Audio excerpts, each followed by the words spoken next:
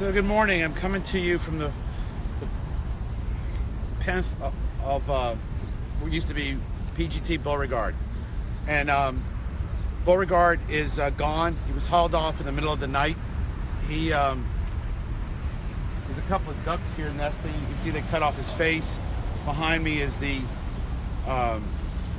New Orleans Monument Museum Art. I think I'm interfering. Are you guys going? Why don't you come over here with the rest of us and then we can all work together? Okay, I only needed a minute. No problem. I didn't know you were filming. Some other film crews want me to come over there, so I'm gonna leave now and go to their side. But he got taken in the middle of the night.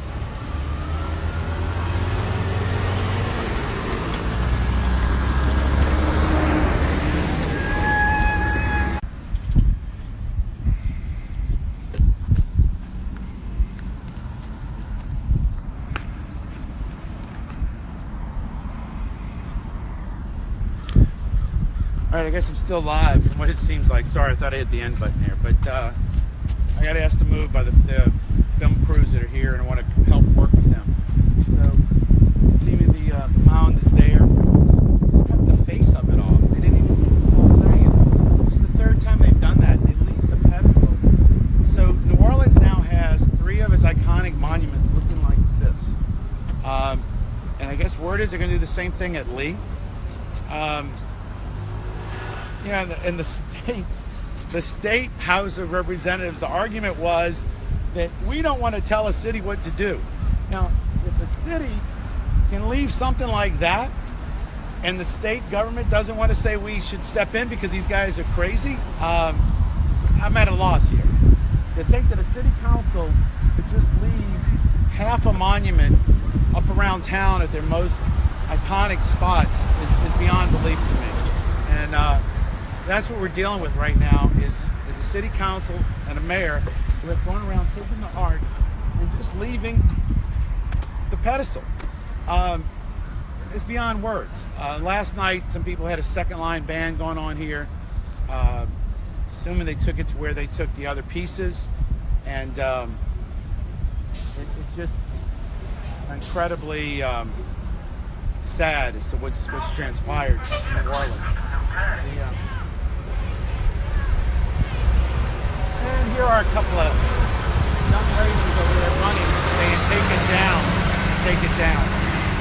As I said earlier, this man was the first civil rights activist, probably maybe in the world, at least in America, because during the end of the Civil War, you didn't have civil rights until that time period, and he chanted equal rights in 1873. Same time, he put in a streetcar line that runs right up to his monument, and he was also in charge of the Louisiana National Guard. He was the first general. So all that is gone. I guess I often argued, somebody was saying, well, he's in a Confederate uniform, and that therefore, he's got to go because he offends me. So I said, why don't we just make a fiberglass uniform of the Louisiana National Guard and stick that on him, and that would make everybody happy, and we could have left the monument up.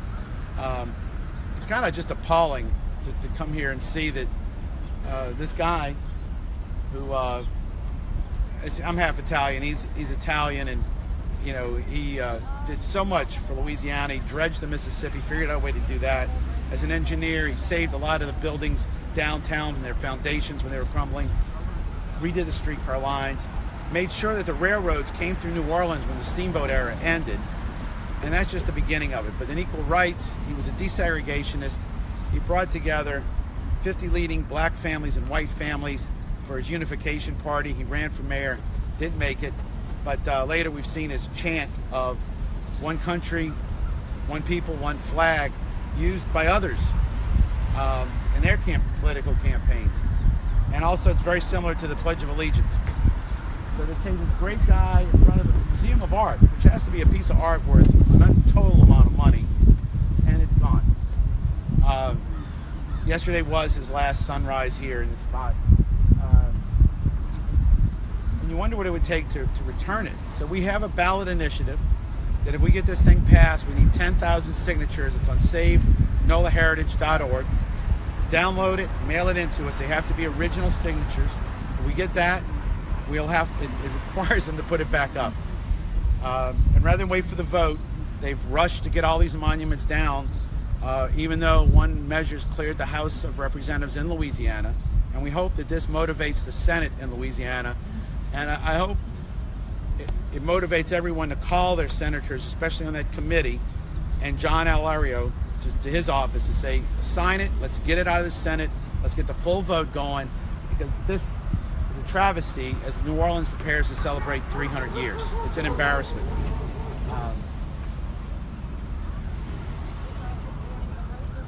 All right.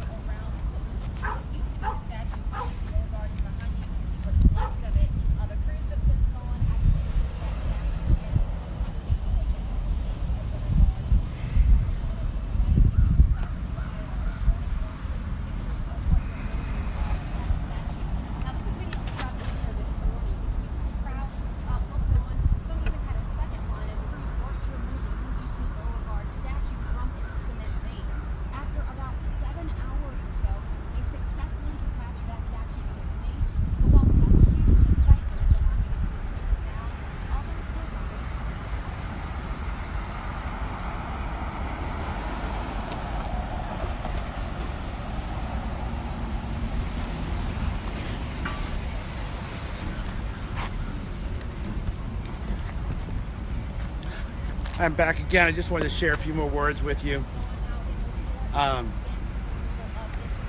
You know, the city would pay to put it back if our ballot measure passes.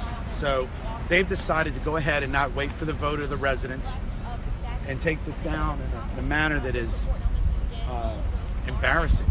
So they got to pay, you know, and they spent pension benefits. As you know, I'm a former mayor, and as I watch these guys, I don't know if nobody realizes, I was explaining it to last night. There is a, I want to be, there's a lady there, and I'm trying to be quiet for her.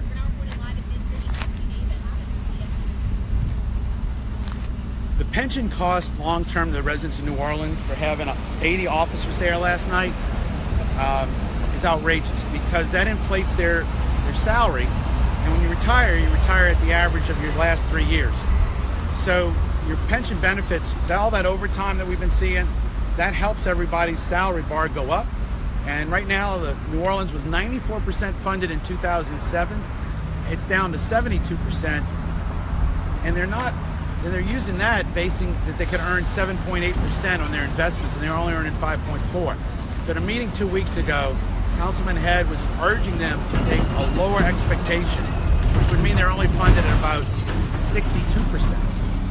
So they're going to have to do something, or else New Orleans will implode from public safety, because you got to pay those pensions. And maybe you sell the art to pay for the pensions or whatever. But you keep adding to those costs by keep putting police overtime on during this monument thing, and you know, it's just ridiculous. I do want to give a call out that, you know, there's a group of the firemen that are involved in taking these down, but last night where I live, there was a massive fire. So at 11 o'clock at night, there were 7 fire engines there, and I got that footage later. Did a great job, you know, no injuries that I know of, and the response was amazingly fast. But still, we did have the fire department here, a few members of it, obviously a team of about 10, taking down the monument. By no means, I guess the deal is, you don't judge a whole fire department based on the actions of those 10 people, because you know, they're some great guys. At the same time, we now are sitting in a situation where New Orleans is drastically underfunded in its pension liabilities, and that will keep meaning you can't hire policemen because you don't have the money. You don't have the money for infrastructure because you've spent it on overtime here. Our pension costs here that need to be funded. So I'm going to go. I got some other things I got to take care of this morning, and I'll be back to you guys.